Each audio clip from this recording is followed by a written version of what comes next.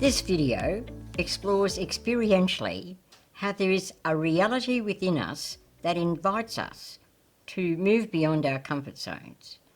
And since it's an invitation, we have an opportunity to say yes or no. And that is an absolute freedom that we have. So we then, if we say yes, are the deciders of who we are becoming beyond our comfort zone. So first of all, let us look at the more than us energy at a macro lens. Judy Canato, in The Universe, Story and Spiritual Direction, lists the facts of the universe, reality and story. Facts of the universe, reality and story, according to her, and she's quoting science, are 4% ordinary matter, 22% dark matter. This gravitational pull keeps galaxies 12 billion light years away, spinning 60,000 miles per second from flinging apart. How's that? A wow indeed. And 74% is a dark energy, a sort of anti-gravity that is causing the universe to expand at an accelerating speed. And I have paralleled that with human reality. And so perhaps, seeing it's my metaphor, 4% is conscious reality, our inner landscape, using the terminology of John O'Donoghue in his lectures on Celtic spirituality.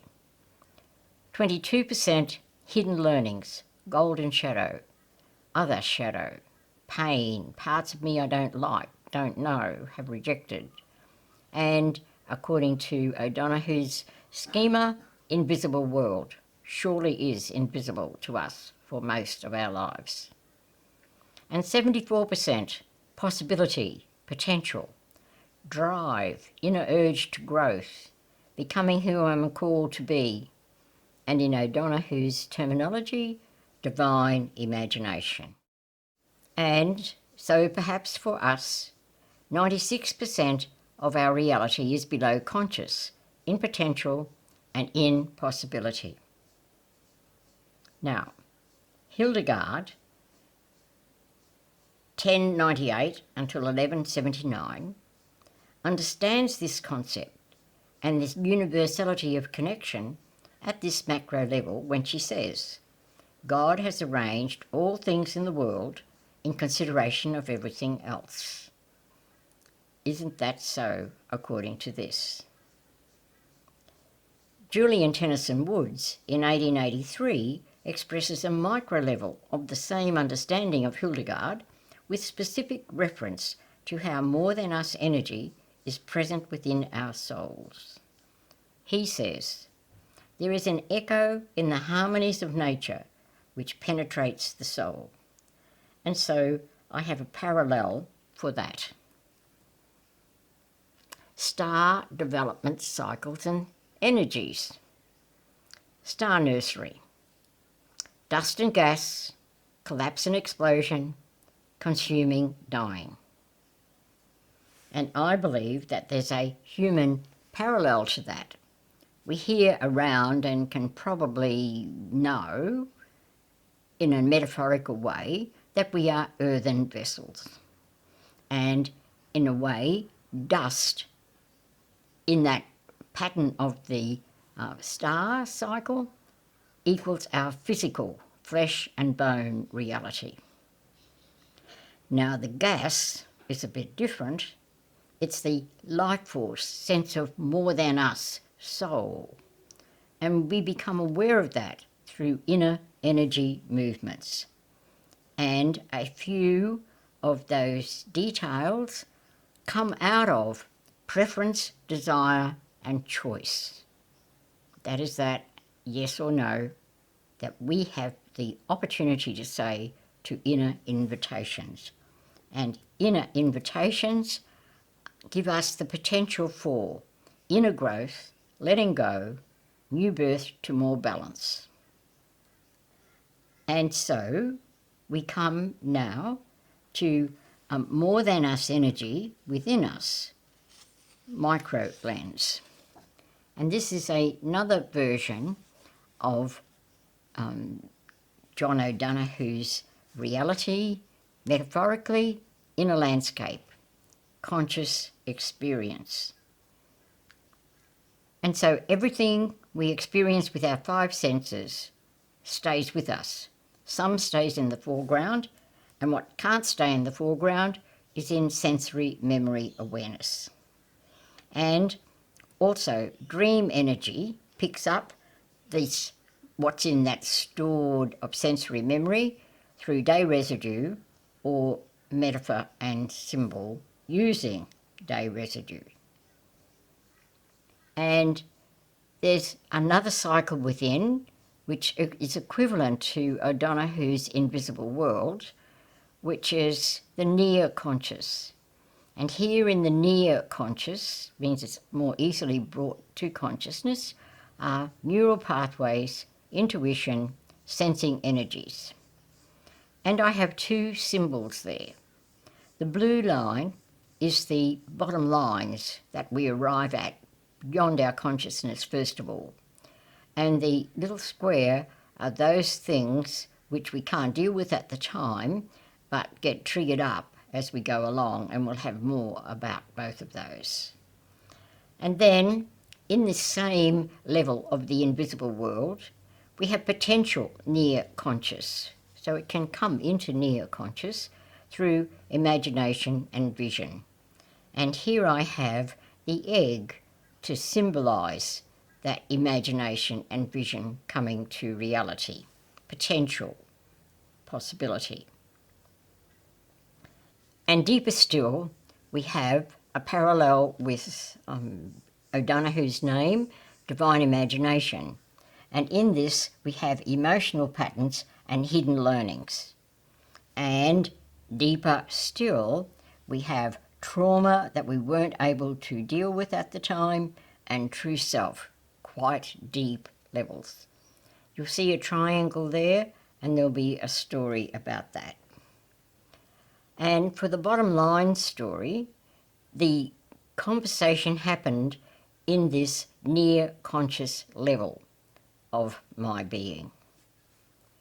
For the true self story, the conversation happened between my conscious self and my deep unconscious.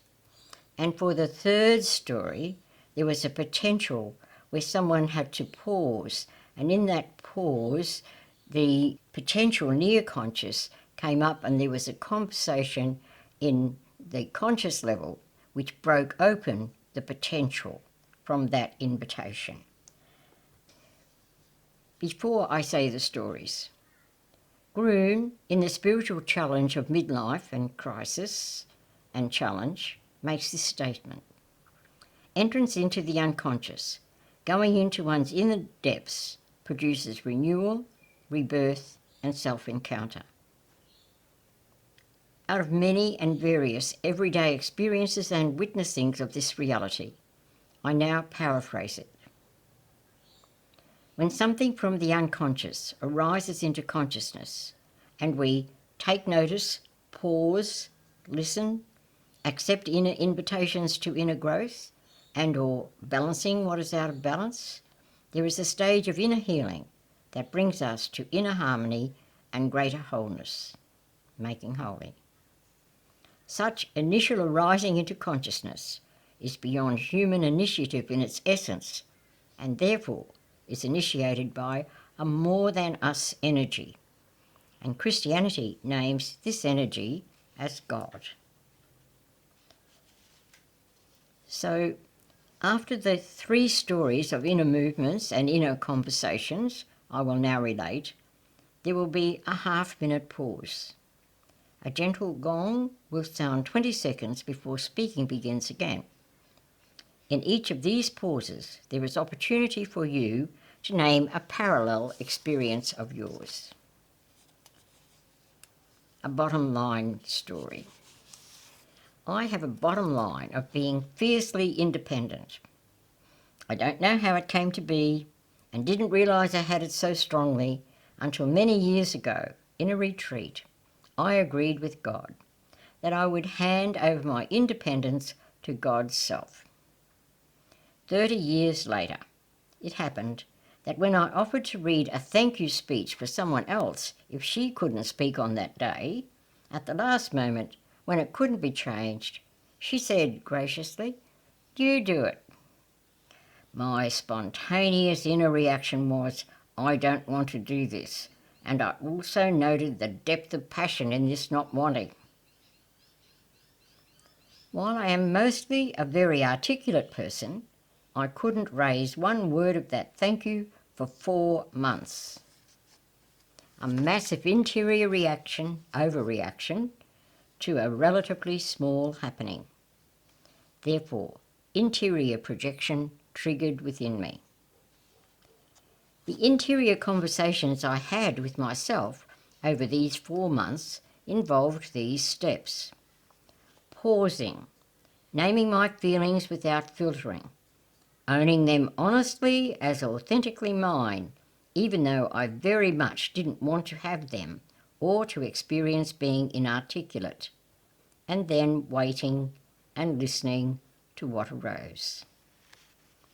It took this 4 months before I was free enough interiorly to make a decision rather than be run by the autopilot energy of my bottom line reality, which would have prevented me from resolving this interior issue in a healing way for me.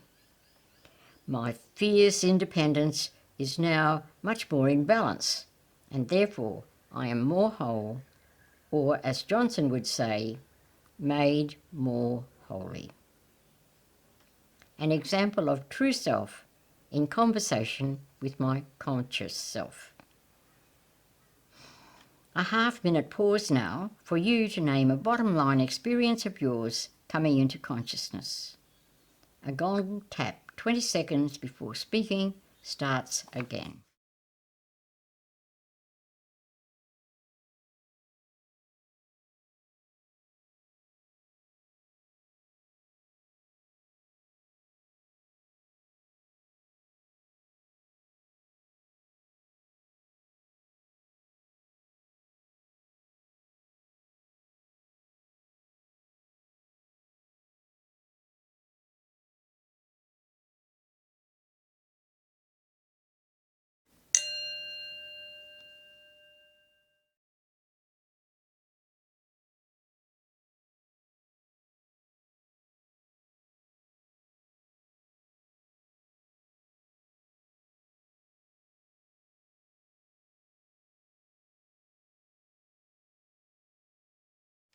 A true self story.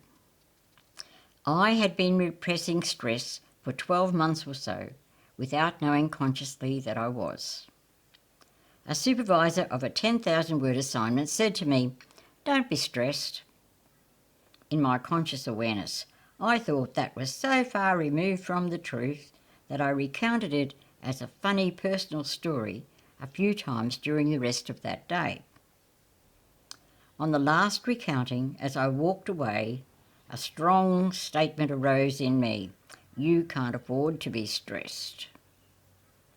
That was my true self caring for me through initiating an internal conversation with my conscious self. Continued repression would mean imbalanced build-up consequences that would be high on the agenda for future unconscious expression. Eventually, if not dealt with, this build-up of repression would come out sideways and affect self and others negatively, e.g., projection outwards. That "don't be stressed" statement triggered a fun reaction in me and was projection of my repression of stress coming into consciousness. The later, "You can't afford to be stressed," was an invitation for healing if I engaged in the interior conversation that it initiated. I did engage in this interior conversation and then made a decision that brought more balance into my life and living, because the amount of stress in this new situation did not have to be denied. In retrospect, I have a feeling that this was my inner wisdom inviting me to take action before I had burnout or a breakdown of some sort. True self and near conscious in conversation. A half-minute pause now for you to name a true self experience of yours coming into consciousness. A gong tap, 20 seconds before speaking starts again.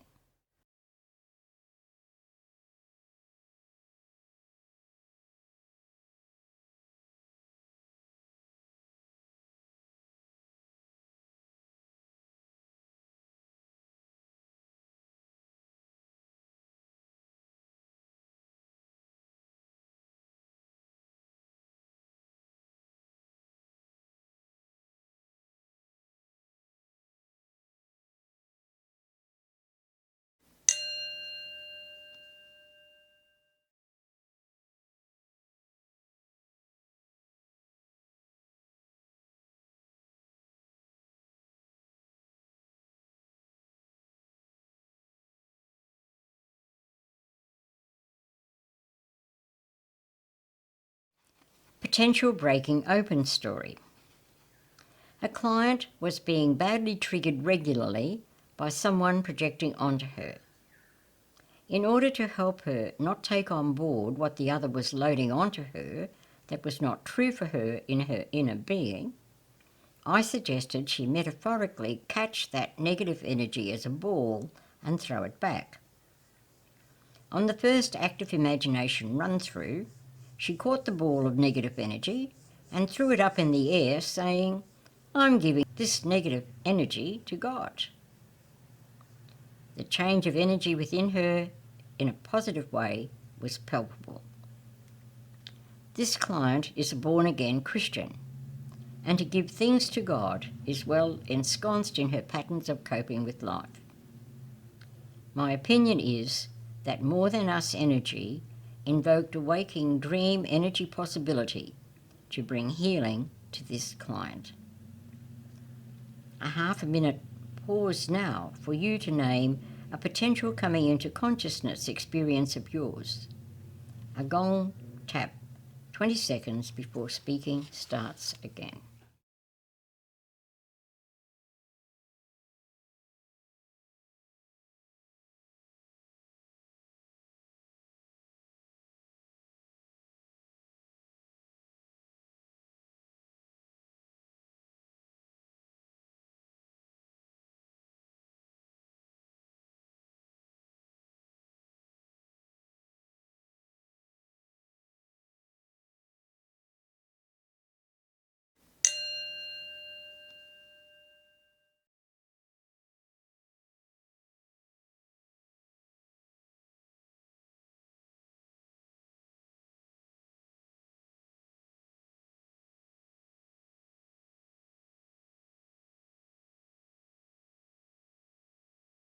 It is noteworthy for each of these true self, bottom line, and potential breaking open stories of possibilities for content to arise into consciousness.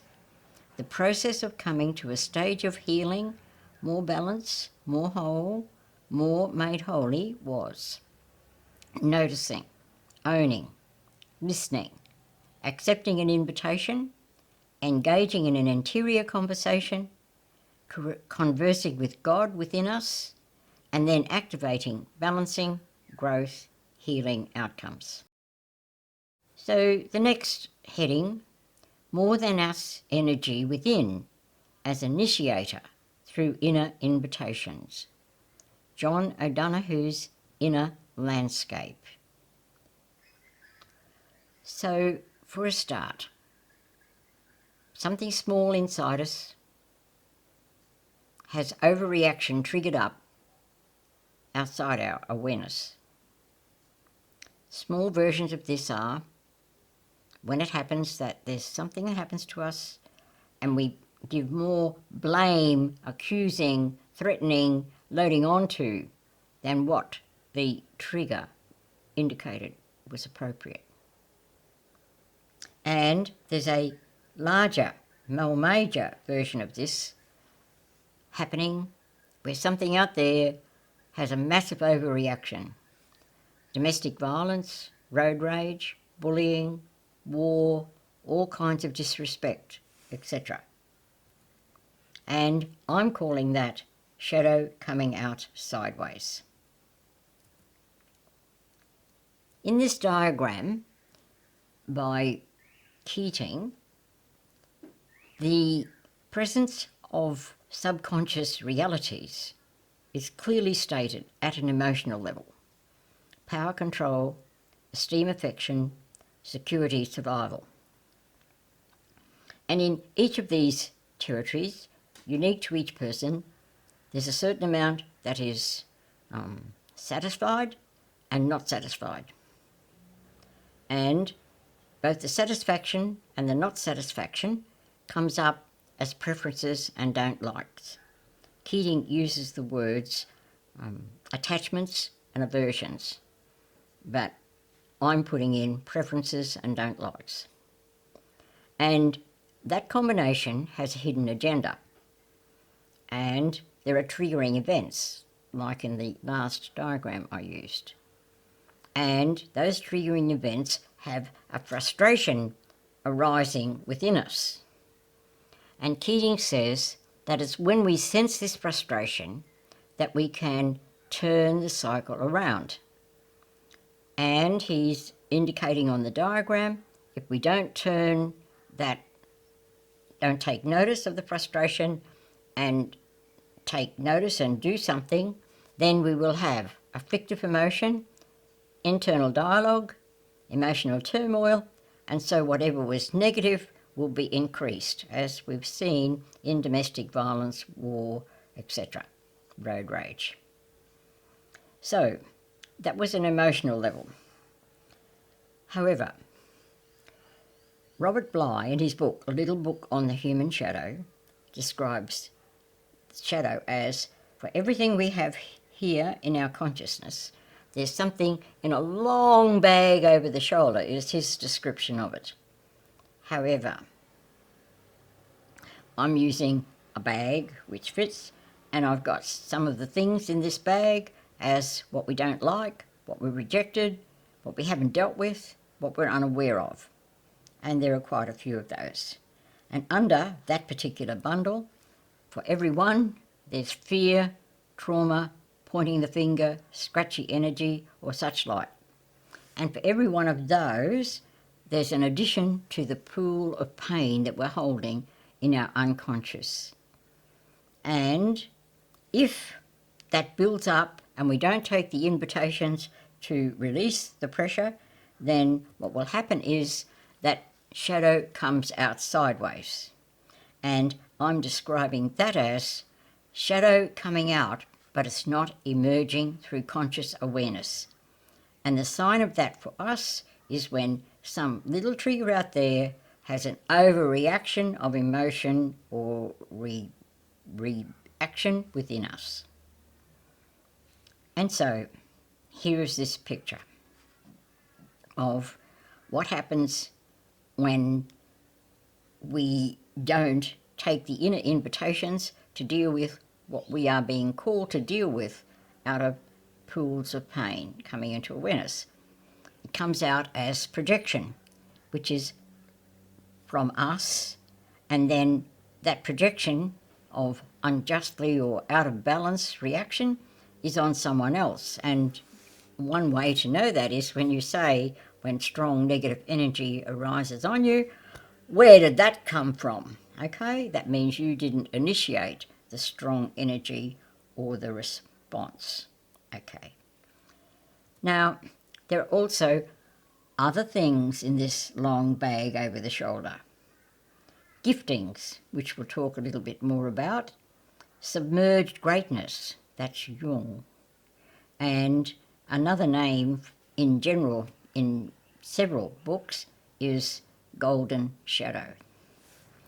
And then Bruce Stevens, in his book Hidden Learnings, How We Are Wired for Intimacy, talks about those hidden learnings which have words such as attached to them, which we don't know, as I'm no good, I have no voice. And his definition of hidden learning is a term for anything you have come to know at any time, but you cannot put into words.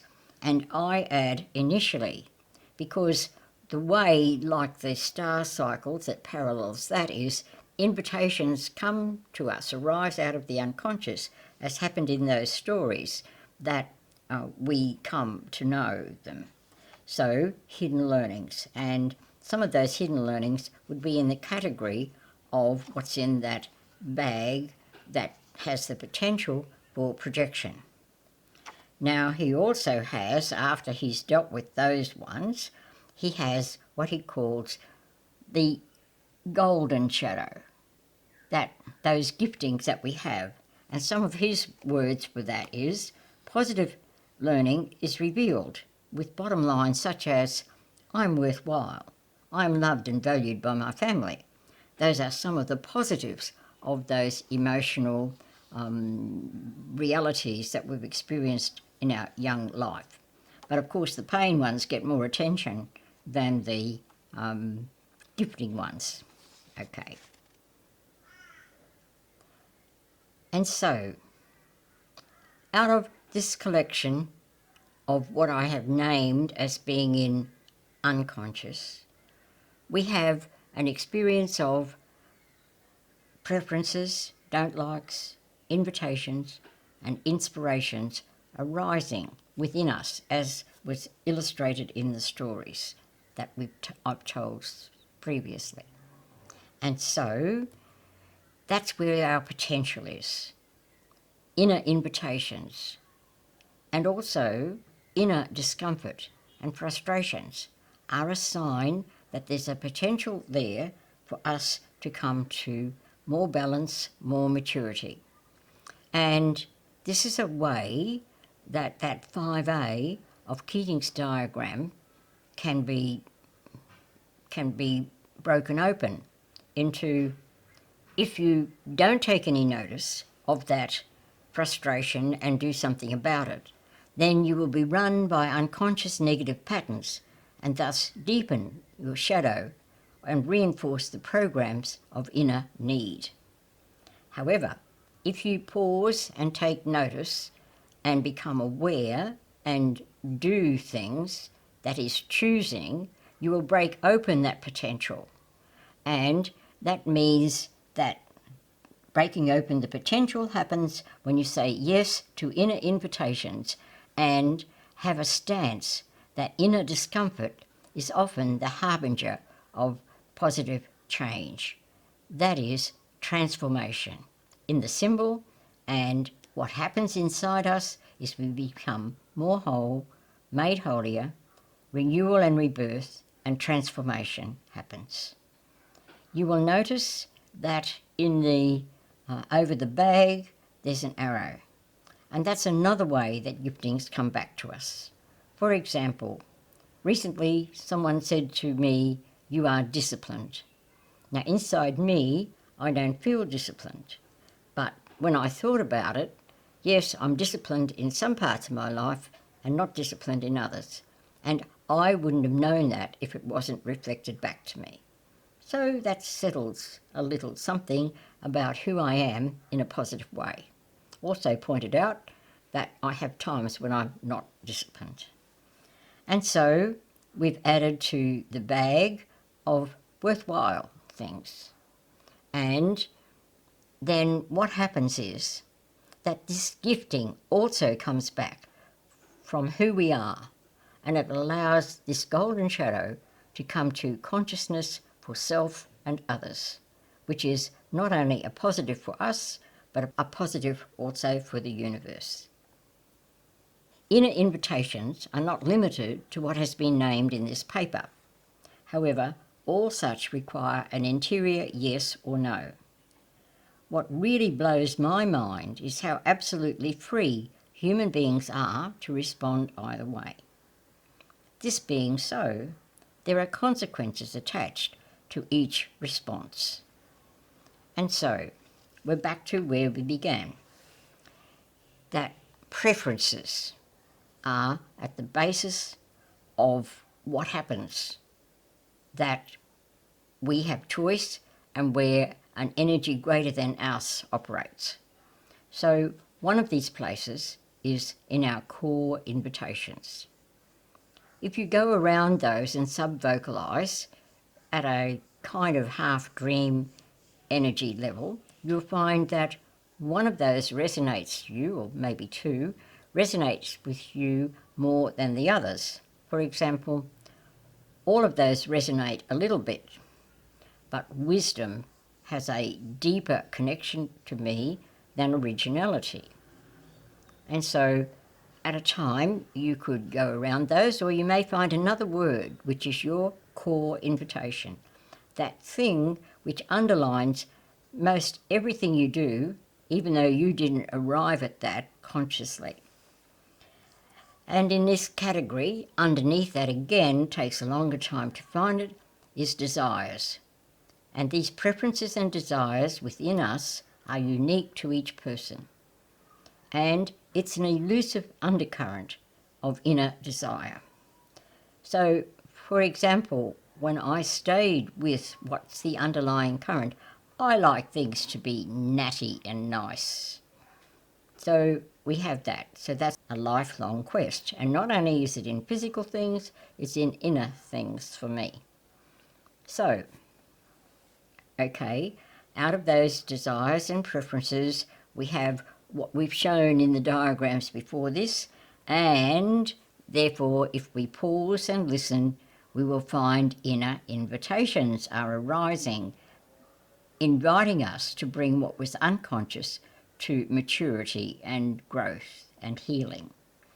So if we do 5A and keep on going and don't take any notice, we will arrive at pitfalls, overdrive, out of balance tendencies.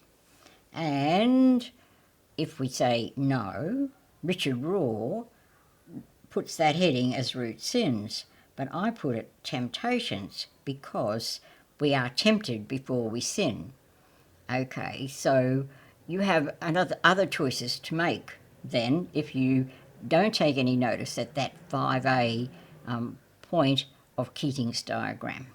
And if we say yes, we will arrive at fruits of the Spirit. And when we are living mostly in fruits of the Spirit, even 50% or more, then we will come to having mature attitudes. And that's the outcome of saying yes to inner invitations. And instead of mature attitudes, maybe we could say made holy, which is Johnson's word for whole. And really we all have that desire within us for self-preservation at a physical level, but to become our best self at a deeper level. And so, when we say yes to inner invitations, we are made more whole, made holy, by bringing something that was out of balance to more balance. When we say no, we set ourselves up for further imbalance. This yes-no reality is how we decide who we are becoming, more unbalanced or more mature. So in conclusion, how does this experiential perspective apply to supporters of others? It is out of personal experiences of responding yes to inner invitations, shaking hands with personal golden shadow, handling situations where projection onto and projection from have emerged for them personally, that supporters of others are then enabled to invite friends, companions, clients to come to further inner healing and reconciliation when such like inner invitations arise for these friends, companions, or clients. In this way, supporters of others cooperate with the mystery of more than us energy at work within each of us and in the universe by increasing individual and personal healing and reconciliation.